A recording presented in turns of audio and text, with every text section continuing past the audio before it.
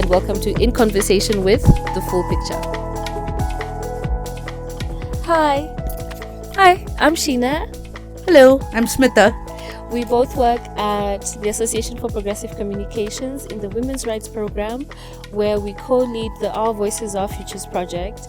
And today we're in conversation about misinformation and disinformation as part of our campaign called The Full Picture.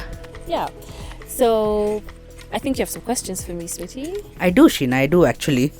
Why do you think a campaign like this is important in this very moment, like right now? There's a lot happening right now in the world, and a lot of it is not good. The digital space is very overwhelming, but also very powerful. So a lot of the horrible things that are happening in the world are being pushed by stories, narratives that are created deliberately to misinform and disinform large masses of people towards greater polarization. And so we see the rift between people that disagree getting bigger, and there's no more gray areas or areas for consensus building. And all we have now are left and right and wrong, black and white, and this is causing great tensions in our movements, in the work that we do, in the world that we live in, and the world is becoming unlivable. And so tackling this head on is urgent. It is so important for us to put our foot in the door and say, hey, the stuff that's happening right now, we have to find a way to stop. The fly. There is a fly. What you're saying makes complete sense. And as you're speaking, I remembered and I realized that a lot of times when we talk about misinformation and disinformation, it's always in the context of elections and political misinformation and disinformation. But for women, for LGBTQ people, for trans people, for Dalit people, for black people, and other numerous marginalized communities, it's more than that, Yes. Because there is a particular sorry fly.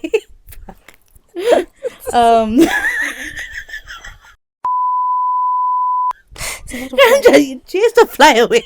So I'm laughing.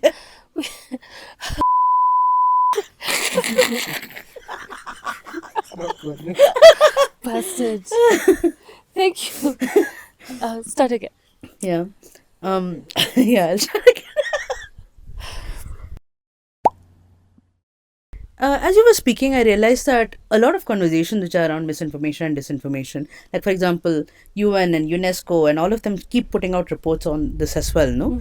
But more often than not, they focus on political misinformation and disinformation or mistis as it pertains to elections or democratic processes. But for women, for LGBTQ people, for black people, for Dalit people, for indigenous people, a lot of this is also very personal and much closer to home. Right? Not that it's not political, but it's not seen as political. It's very much political as how you live your life and how misinformation and disinformation used against you and against your people is very much political. But it's always sidelined. They create this hierarchy in which this is to be addressed first. Which is urgent and which is not urgent. And exactly. Power structures determine who's suffering more, and it's not the communities that you've named right now. Like, if there's a piece of misinformation which is circulating, which may undermine an election, which is all of it. But, something which is explicitly that is addressed immediately by an election commission or the parliament. But, the pieces of misinformation which propagate and promote violence against certain communities are like, oh no, this is just a WhatsApp forward. Exactly. As if the WhatsApp forward does not cause violence. In India, this was a big problem at one point, and it still is, when in different cities, different pieces of WhatsApp forward will be circulated, where they would address one community, and they would always accuse that community of being a child kidnapper or like a child thief in the local language. They would say in this state, in Kolkata, these trans women, there's a trans woman who is a child thief. So if you see a trans woman who's with a child or around a child, make sure that they don't come close to the children. Or like in another state, they will say, oh, this Muslim man who looked like this and who was wearing this cap, was seen pulling a child. And these pieces were always ignored as, oh, WhatsApp forwards. But that led to actual violence. Yes. And when we talk about mistis, this gendered and sexualized Yes. version and formats of it is also something which I think Yeah. is not spoken about by a lot of people. It's true. UN definitely does not, I think. Definitely. Yeah. What So part of the campaign, part of one of the important things in the campaign is encouraging end users, ourselves, end users of various technologies, in particular social media, because we see that that's what we call misinformation, disinformation, by the way. It's too long to repeat it again and again. Too many syllables. Misdis spreads very quickly through social media platforms and is indiscriminate in who it targets, right? So from very young people to very old people are active participants in consuming and spreading like tremendous amounts of misinformation and disinformation. And we realize that the speed through which misdis spreads is kind of exacerbated by what we're calling, or what we know is called, information pollution. So part of the campaign is to call people to, or to invite people to like critically analyze how we are consuming a lot of the information that's being shared by us. I think in another space you shared that you don't believe in abstinence models, where we tell people, stay away from the thing completely, which is, I think, healthy. Because there is no, even when you look at any kind of, let's say you're going on a health journey and they say cut out all the sugar, it doesn't work. It does not work. Yeah. And even when we look at the HIV/AIDS pandemic and conservative governments trying to push the abstinence narrative, presumably because if you abstain from sex you won't get raped and you won't somehow end up contracting HIV and AIDS. So we know that the abstinence idea or model doesn't work. What's one thing that you think we can share, or you can share, about how do we cut through the information pollution in our consumption of information on digital platforms or social media? I think like the social media platforms and the internet as it is right now, and the people who use it for these propaganda purposes really rely on the fact that internet is so fast, right? And even if it's not fast in itself, the impression that users get is that internet is so fast. Everything is viral. Everything is like, it has to go viral.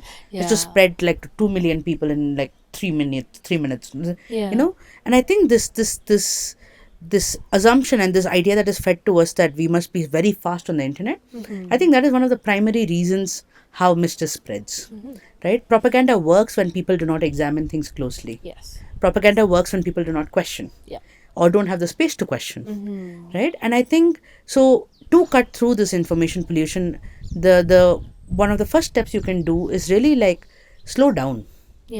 Right? When you see a piece of article that's being retweeted by this influencer who you really like, and the influencer's quote sounds really smart, before you retweet it, read the article.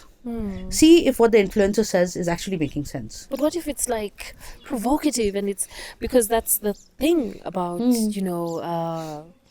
misinformation. A lot of it is going to be sensational, even if it's sensational in the line of what you believe in, right? So it's like this statistic or this fact that is like, oh my God, this is incensing, everybody needs to know this.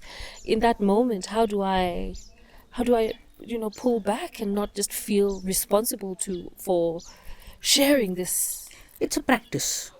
It cannot happen in one day. That's true. And all of us have spread misinformation. All of us have fallen victim to misinformation and disinformation. We're learning. We're learning. Right? I remember that then when a certain country started attacking Lebanon, there was this photo which went viral at one point, and the photo was was supposedly the Beirut airport, and there was this plane landing, but in the front and foreground and background there were these bombs falling and fire. I retweeted it too. And then 2 days later, my Lebanese friend told that that's actually a fake photo, right?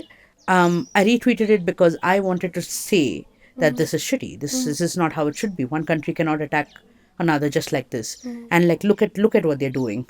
They're attacking an airport, a major point of transit, for aid, for people, everything. Exactly. Maybe if I had waited 2 minutes, maybe if I had waited half an hour, I would have seen, for example, a community note on Twitter, which says that this is a fake photo Yeah. or it's from another point. If I had waited one day, maybe I would have heard from my friend that, hey, this photo is actually This is fake. false, exactly. No? And it's not easy, it's very difficult. Yeah. Because we've been, the whole internet as it stands today has been designed for you to be on it constantly. Yeah. Something that we can do though is sometimes take the help of technology itself, right? Put a timer on the apps which you think are taking up more of your time, which are not allowing you to engage with the things you want to engage with. Follow people intentionally, follow pages intentionally, unfollow pages, mute pages which you think are not doing justice to your time and attention. Right? Your attention is a very, very precious commodity right now. Yes. We don't realize it, but others have realized it. Yeah. So I think like when we slow down, when we say that slow down because it's good for you, people don't. I think that's much harder to relate to rather than saying that. But this is what is of value. Your attention is of value. Absolutely. So pick where you give that is what would be my suggestion. Yeah. How do you deal with the information pollution that crowds your phone and laptop? I think my approach generally, and I think this is, I don't know if this is because of lifetime and because I'm old, I look for the gray areas because one thing that we are also very aware of is that in the work that we do, particularly in social justice movements, we live in this echo chamber, and some of this echo chamber creates a presumed trust. And this presumed trust means that because you belong to this movement, you identify as feminist, you're queer, you're black, you're Dalit, whatever. So there's this assumed trust that I have that the information that you're sharing is real and it's legitimate. But we know that in order for information to be true as it can be, we need a gray area. We need as points of disagreement. We need spaces of dissonance. And if the content that I'm consuming is, generally pushing a very singular narrative, chances of that information containing misinformation and disinformation are very high. So it's similar to you. It's practicing looking for the gray area. So sometimes looking for the gray area means looking for what's the counter narrative of a narrative that I believe in, right? So and I think somebody else spoke to how in order to kind of break out of this echo chamber that we live in, sometimes they almost purely consume right-wing information. Interesting. Because it is important to know that when a narrative is twisted, to kind of have an understanding of the genesis of how this narrative is being twisted into misinformation, disinformation, which I also think is maybe something we do not do enough of in social justice, because we are also responding to a lot of urgent issues. We are constantly reacting, and I find that the right wing have a lot more resources and time to create these narratives that we're constantly countering instead of actually just telling our truths. So it's looking for the gray areas, like what's the full picture. What's the full picture? So it's doing that, looking for the full picture, that you watch this clip. Is it longer somewhere else? Who is this person? What's the history of their content? Do they have a wiki page? And then this way we try to see, I try to see the lay of the land. It takes time. And I think conscious or caring consumption of media requires slowing down, like you said. It requires pausing. It requires not, participating or giving into this affective economy that you spoke about, where there's a contestation for our time and our attention. So I think we're on track.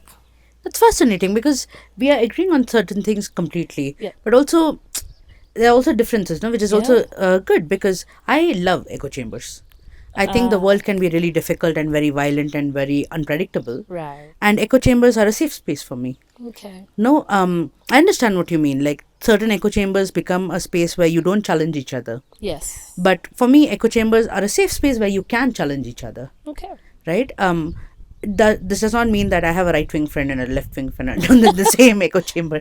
Not that. Okay. But my friends, where we know that our base value systems align, we can still disagree with one another. That's true. And this is not to say that we don't look at the other side, but you are more intentional in when you look at it. Right? When there's a big issue happening, then I want to know what I don't know, a certain orange fellow has said, then I'll go and look at what the certain orange fellow has said in the media which covers him, right? But for me, like the echo chamber and like the intention to like not even stay within it, but stay in the confines of it or around it is a matter of safety. I don't want my Instagram to have Fox News and I don't know which is a liberal media right now, but the a relatively liberal media. Yeah. I don't want that on my Instagram, but I may choose to have it on my Twitter, which is the other thing where it is not cut and dry. It's true. In everywhere. It's different in platforms. Yeah. Exactly. So coping in different platforms looks different for different people. Exactly. Yeah. And I think something that we talk a lot about in our work, which is what makes digital misinformation very important, is our digital bodies. Yeah. Our digital identities Absolutely. are such an important cornerstone of who we are. They are almost inextricable, because this is a space of the legacy of our activism, our growth, our self-actualization, self-realization. Some of us, that's how we've learned how to parent. It's asking questions to a bunch of strangers, and so this is why it's like contestable and very deeply personal as much as it is political. Absolutely. Yeah. Do you think it's a lost cause to try and fight misinformation, disinformation, or like the ecosystem of information pollution? I don't think it's a lost cause, but I do think we might have to employ some creative strategies. There are people who said that if misinformation, disinformation is working for the conservative, hateful right, could work for us. So maybe we need to try and create our own misinformation and disinformation.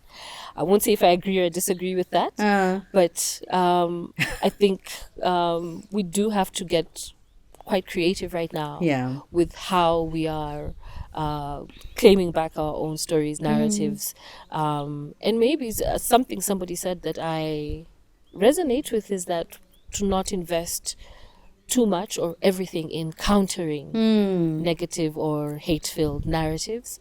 We need to tell our truths and stick to our truths and amplify what is true for us, and not constantly spend time trying to prove something that we know is already wrong. Not firefighting all the time. No. You build your own narratives. You put your own stories out there. Exactly. So I don't think it's a lost cause. I think every small drop helps at some kind of fundraising campaign from the 60s. Every drop counts. So I agree with you. I think like when technology seems or feels bigger than us, we feel like there's no way to backtrack it, but the only way forward is regulation. Exactly. But I don't agree with that either. Yeah. Because I think like just because a technology exists today does not mean that it has to continue existing. It's true. And not all technology is good technology. Exactly. And we don't need all of it. Exactly.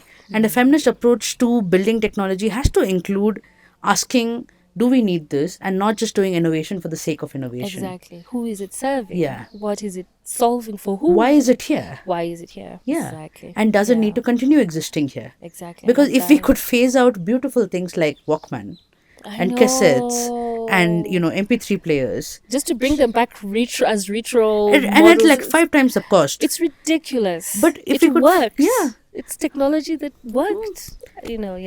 But if that could be phased out, because there was no enough demand and different like capitalist reasons, of course, it's true. But what I mean through that is that technology is not as permanent and ubiquitous as we make it. Am I using it right? Yep. Yeah, ubiquitous. Sometimes you read a word and you understand it, but you're not entirely sure. What if I was spreading misinformation? Well, here we are.